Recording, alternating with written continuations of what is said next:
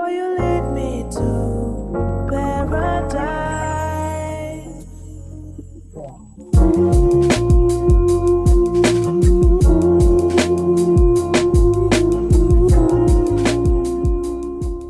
Hey, what's going on, everybody? My name is Curtis, and today I'm going to review Sinners. In the beginning of the movie, we see a beaten, battered, and bloody Sammy driving to his father's church. He grabs his guitar, which is damaged, gets out of the car, and starts limping towards the steps. And I was honestly surprised that he was able to make it up the steps. It takes him a few seconds, but he's finally able to make it inside the church, and his mom notices his appearance and screams his name. His father steps in and calls him up and decides to make this a sermon. And while I get that he is a preacher, I personally do not feel like this was the time to do this. His son is covered in blood, and it also looks like his face has been sliced multiple times, so maybe this isn't the time. His father tells him that he needs to come up and rejoice, and that he needs to put the guitar down. It is at this time that we are transported back 24 hours earlier, and we see a more vibrant and more happy Sammy in the fields picking cotton along with others. And I do want to point out that this movie takes place in the 1930s, so the people picking cotton are not slaves. Sammy is humming a tune, and one of the women in the field asks him if he's going to tell her where he's performing that night, or what she got to hear from the grapevine. He laughs and walks away, and she says that she guesses that she's going to hear it from the grapevine. Next, we see Smoke and Stack stand in front of a building, and I do want to point out, since these two are twin brothers, that Smoke likes to wear blue and Stack likes to wear red. Smoke and Stack are waiting on a man named Hogwood to come so they can tour and potentially purchase a building from him. Hogwood takes them inside, and it appears that the twins are hesitant about buying the building. Hogwood slips up and calls them boys. The twins quickly check him and tell him that they are grown men with grown men bullets. Hogwood apologizes, and the twins tell him that they will buy the building and also will buy the land, and also tell them that he and his people better not come across their property line or they will pow them in the name of Jesus. Sammy goes into his father's church, and he notices that his guitar is in there. His father notices that he notices it and tells him that he brought it into the church.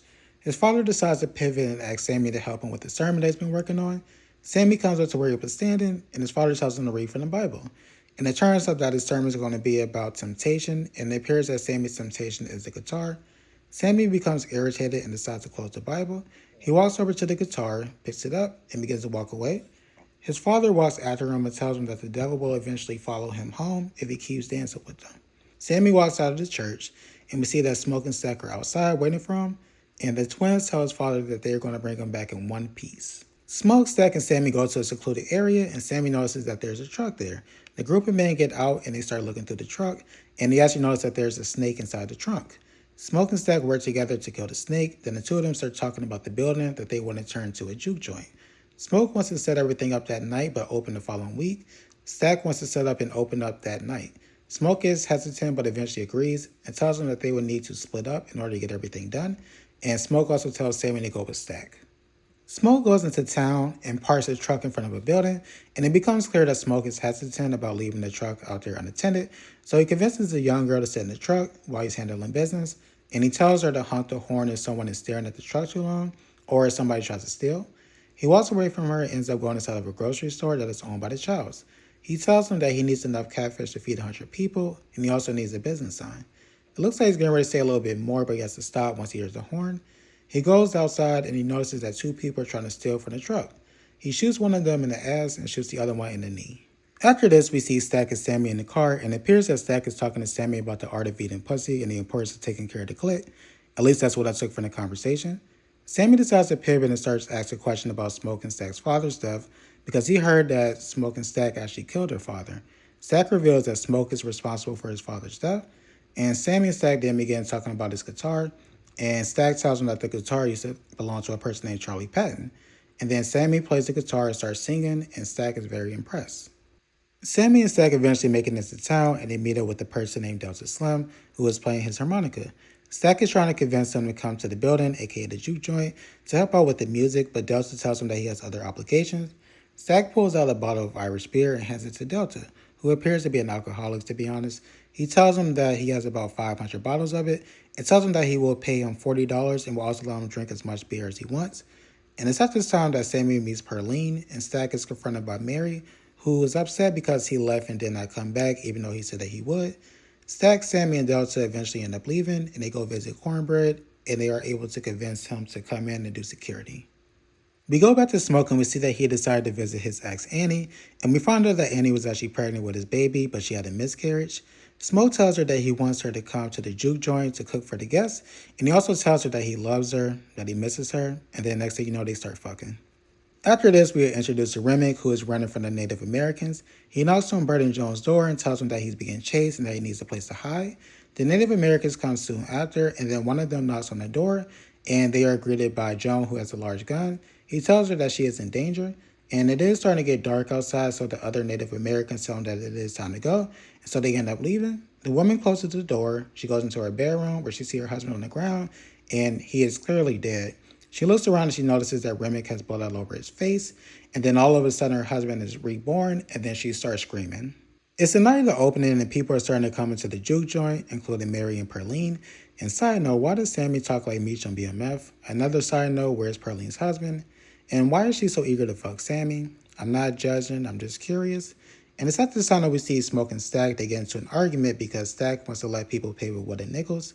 Stack tells him that he has to adapt to his surroundings and also be understanding of people's circumstances, and Annie actually agrees. Smoke goes out to the main room and notices that Mary is there. He tells Stack that he needs to get her out of there before someone who is not black sees her in there.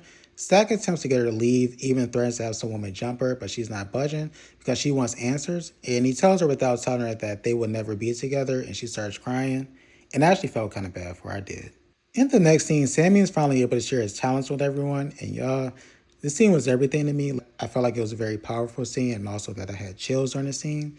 And I do think it is very important to note that they were able to integrate different eras and different cultures into this moment. And so they were able to capture, them changing from the regular guitar to an electric guitar, the change in dance styles, and also the change in the sound of music, right? And so while Sammy is singing, we see embers are starting to fall to the ground.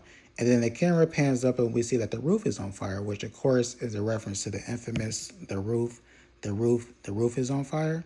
And then next thing you know, it appears that the building actually burned down to the ground. And then we're able to kind of see everyone inside of the building doing their thing. And we actually see Cornbread outside as well, and I thought that was kind of cool. But as they are, dancing, singing, celebrating, the camera actually zooms out, and we actually see Remick, Joan, and Bert, and they're looking all in delight, right? And so then the camera pans back to the juke joint, and we see that the building did not actually burn to the ground. Sammy starts to sing again, and they start to move in closer as far as with Remick, Joan, and Bert. After this, we see Sammy and Perline. They go into the other room inside the juke joint, and Sammy's able to get his first taste of pussy, and this concludes what I feel like is the first part of the movie. Remick, Joan, and Bert continue walking towards the building, and Cornbread and another man notices, so Cornbread tells that man to go get Smoke and Stack, who are in another section of the building, talking about their finances. Remick, Joan, and Bert walk up to the door and tell Cornbread that they are musicians and that they want to come in to eat and drink. Smokestack, Annie, and Mary, along with Sammy, come to the entrance to see what's going on, and Remick immediately recognizes Sammy's voice. Remick tells them that they want to come in to eat, drink, and play their instruments, and also spend some money, and they actually let them hear a sample of their music, but are eventually told no. Remick tells them that they will leave, but they will be close by just in case they change their minds, and the twins tell Cornbread to make sure that they do not get in. Smoke and Sammy have a conversation, and Sammy tells him that he plans to go to Chicago, and it does not appear that Smoke is in agreement. The conversation gets heated, and Smoke tells Sammy that he would not be able to perform at the juke joint anymore, and actually ends up pulling a gun out of him. And I say, hold on, brother, calm down. Stack and Mary are also having a conversation at this time, and Stack lets her know that they are already in the hole. Mary tells him that he should reconsider his stance on Remick, but Stack is not sure. She tells him that she will go outside and have a conversation with them, and hopes to get them to come in and spend money, and also figure out what they really want. She goes outside and she walks towards Remick, Bert, and Joan, and they are singing a song and she pretends like she likes it. She ends up sitting down next to Remick, and then Bert gives her a gold coin. Remick tells her that it is from a different era, but it spends the same. And then Remick says that he does not believe that she will accept the coins because she has deep pain that money can't fix. And it's at this time that Mary decides to tell them about her mom. And then Remick tells her that while he could not save her mom, he can save her. And then he started drooling, his eyes turned red, and then Mary tried to leave, but she was captured by Remick, who apparently is able to fly. Next, we see Perline performing, and y'all, Perline was doing the absolute most. Y'all heard her when she was like, ah. There's absolutely no way that Sammy's inexperienced tongue caused her to do all of that. While Perline is on stage hooting and hollering, Mary starts walking back to the juke joint, and she asks Cornbread if she could come in. Cornbread is quite confused because she has already been in the building, and so he says of course she could come in. And it's at this time that he tells Delta to watch the door while he goes outside and pees, right? And so Mary goes into the building and she goes up to Stack and she gives him the gold coin, right? And then at this time, she starts feeling on his dick and tells him that she wants to fuck. And Stack is quite hesitant at first because she's with somebody else, but eventually he does give in, and then they go into another room inside of the juke joint. And then at this time, Stack begins taking off her clothes, and we see that she was bitten. And then Stack notices that she is drooling, and then she asks him if he wants to taste it, and then his freaky ass said yeah. It's at this time that Smoke tells Sammy to go get Stack, so he goes into the room to get him, but of course he is busy, so he closes the door and walks back to the main area, and he tells Smoke what's going on. And so Smoke bursts into the room, and we see that Mary is chomping down on Stack's neck, and when I say chomping down, she is chomping down, and this prompts Smoke to pull his gun out and shoot her multiple times, and she falls to the ground, but she eventually is able to get up, and then she runs out of the building. Stack dies in Smoke's arm, and Delta tells everyone that they need to leave, including Mr. Chow, and I was just like, uh-oh. Remick and his people, they're about to have a feast. Cornbread finally returns from peeing, and then he stops at the entrance and asks him if he can come into the building, right? This confuses everyone, especially Annie. She tells him that he's too big and too strong to be hesitant about pushing past him to get inside. Cornbread starts making up excuses and talking in riddles, and this causes Smoke to become concerned. He is eventually told that he cannot come into the building, so he asks him if he can at least get his money for doing security, if you want to call it that. Smoke pulls out some money and attempts to hand it to him, but he's not able to because Cornbread grabs his arm and attempts to bite him, causing Smoke to shoot him, right? And so they both end up falling out on the outside, and it looks like Cornbread is getting ready to get smoked, but he's able to get back inside, and then they close the door. Perlene and Sammy, who are standing nearby, hear a noise coming from the room that Stack is in. Sammy goes to the door to see what's going on, and he's almost stabbed in the eye by Stack's knife. Smoke comes over and starts talking to Stack, and he is conflicted to say the least. Stack is eventually able to break out of the room and tries to attack him, but Annie throws garlic pickle juice on him, and this causes him to flee. She tells the group that Stack is now a vampire, right? And so after this, the group begins preparing for battle, and Annie tells Smoke at this time that in the event that she's bitten, she wants him to take her out before she turns into a vampire. And then she also tells the group in general that as far as like the vampire's kryptonite is sunlight and what it states. And it's at this time that Perline starts to scream, and the group comes out and they see that the man is dead on the ground and he's bleeding out. Sammy and Smoke decide to take him outside before he transforms into a vampire.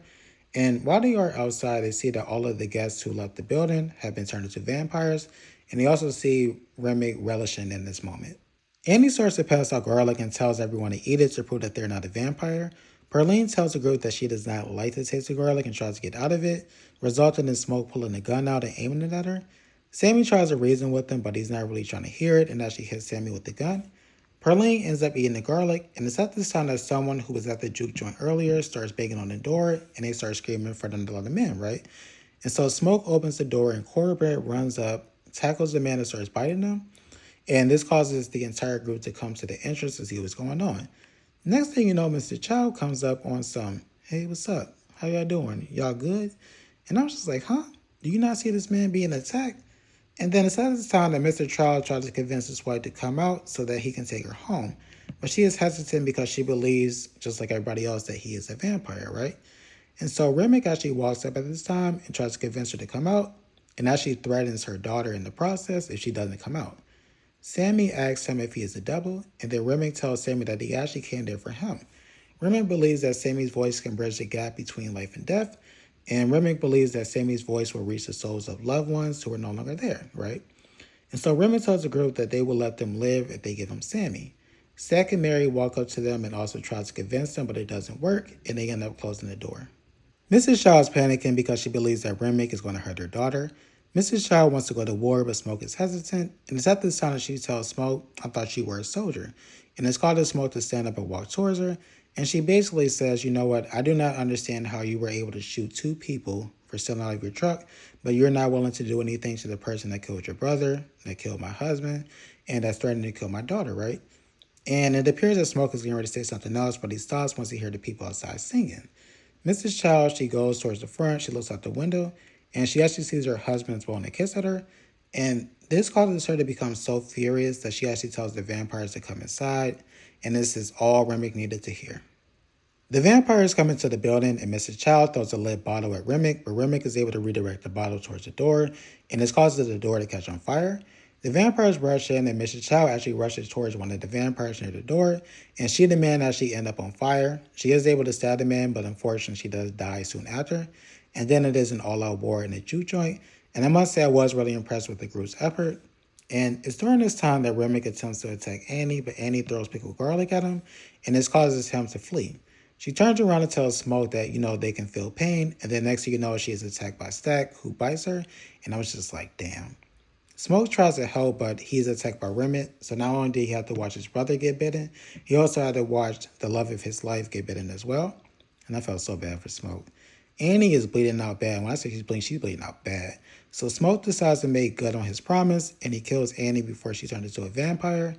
And this actually causes Mary and Stack to become very emotional, to the point that Mary actually gets up and tries to stop Smoke from killing her. And I was just like, this is interesting. Stack ends up grabbing her, and the two of them end up fleeing. And then Delta tells the group to run while he distracts the vampire. And I felt like that was very commendable.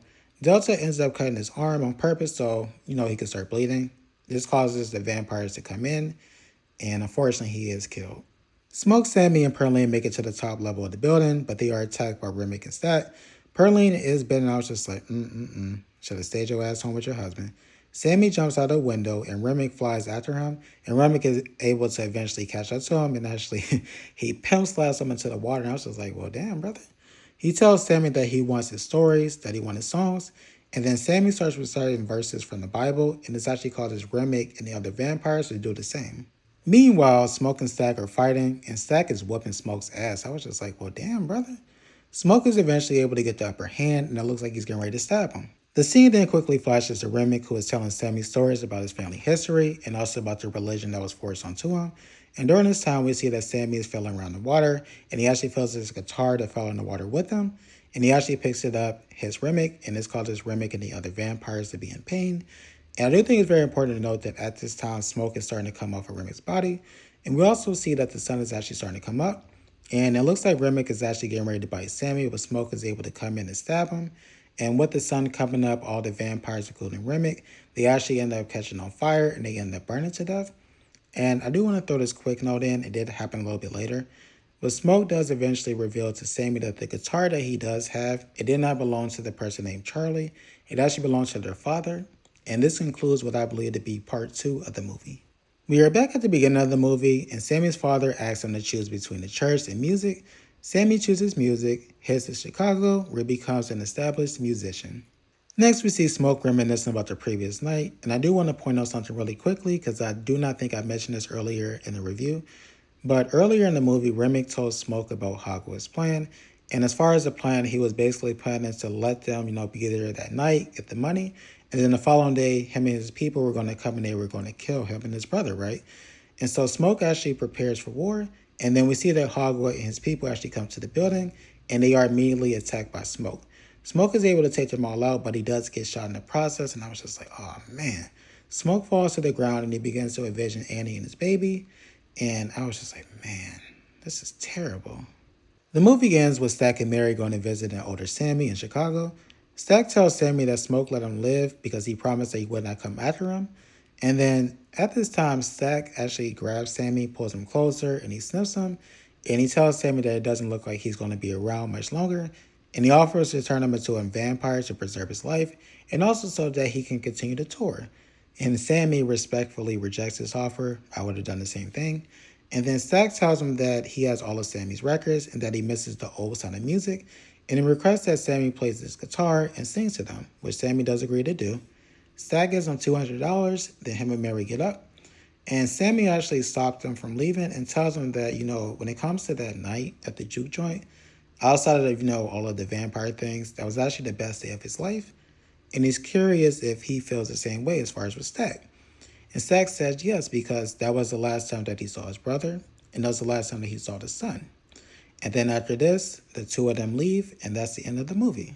I want to thank you all for watching this video. I really do appreciate it. If you could, please like, comment, share, subscribe. That would be great. You all have a great rest of your day. Bye.